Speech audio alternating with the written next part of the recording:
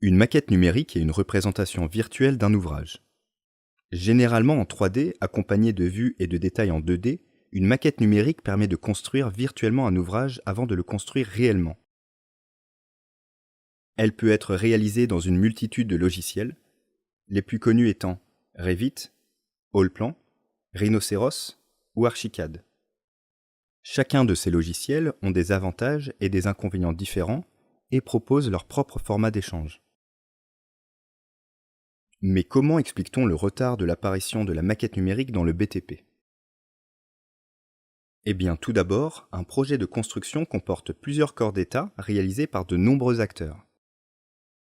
De plus, à la différence de l'automobile ou de l'aéronautique, les ouvrages de bâtiments et de génie civil comportent un très grand nombre d'éléments et ont des dimensions également très grandes. Enfin, il y a l'aspect prototypique des ouvrages. En effet, chaque ouvrage est unique, ou presque, d'où la difficulté d'introduire des automatisations ou des systèmes de production à la chaîne. Aussi, 70% des entreprises de BTP sont des indépendants et 25% ont entre 1 et 9 salariés. Ce qui fait que 95% des entreprises ont moins de 10 salariés dans ce secteur. C'est également une des raisons pour lesquelles la révolution numérique est intervenue bien plus tard que dans l'industrie manufacturière. L'enjeu majeur de la numérisation du BTP est d'arriver à faire collaborer l'ensemble des acteurs d'un projet tout en respectant au mieux les objectifs du maître d'ouvrage.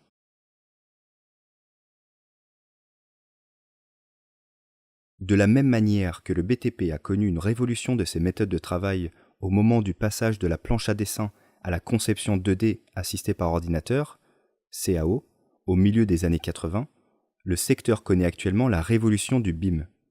La CAO n'est au final qu'une planche à dessin électronique offrant des outils simplifiant le travail des dessinateurs pour arriver à une représentation graphique d'un ouvrage. Le logiciel AutoCAD d'Autodesk a été le premier logiciel de CAO utilisé largement dans le BTP.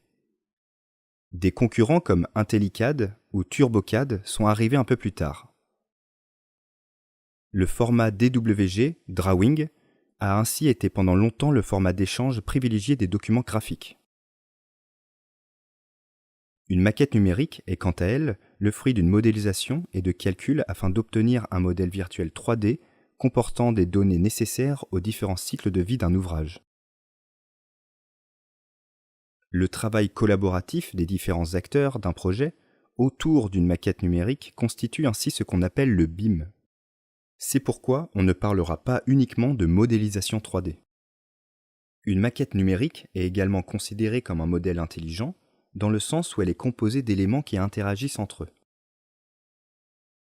Si par exemple un mur est déplacé, alors tous les éléments qui sont liés à ce mur, fenêtres, portes, dalles, etc., seront déplacés également. Un autre avantage d'une maquette numérique par rapport au format DWG est qu'il y a une continuité et une dépendance entre les différentes vues. Comme il s'agit d'un seul modèle 3D, les coupes et les vues extraites de ce modèle sont toujours mises à jour automatiquement lors des modifications, évitant ainsi les erreurs. Par exemple, lorsque l'on modifie les dimensions d'une porte, les modifications se feront sur tous les documents où cette porte apparaît. Et s'il y a des annotations concernées par cette modification, celles-ci seront également changées automatiquement. Les éléments ou objets d'une maquette numérique contiennent une quantité importante d'informations qui sont ajoutées en fonction des phases du projet. C'est comme avoir une représentation géométrique précise d'un ouvrage dans laquelle chaque acteur du projet va pouvoir aller chercher des informations sur les objets qui l'intéressent. En quelque sorte, une maquette numérique, c'est comme une bibliothèque dans laquelle chaque objet représente un livre. Ces informations évoluent au cours d'un projet. Par exemple, en phase de conception, de construction ou d'exploitation-maintenance, les utilisateurs n'utilisent pas les mêmes informations concernant un climatiseur ou une porte. Avec une maquette numérique, le calcul des quantités, des coûts de construction et la planification peuvent se faire en temps réel et sont liés au modèle paramétrique 3D. Le BIM modifie la répartition de la charge de travail entre les différentes phases de conception. Avec le BIM, la phase schématique passerait de 15% à 30%, La phase de conception détaillée, elle, augmenterait de 30 à 40%. La phase de documentation serait réduite de moitié, de 50 à 25%.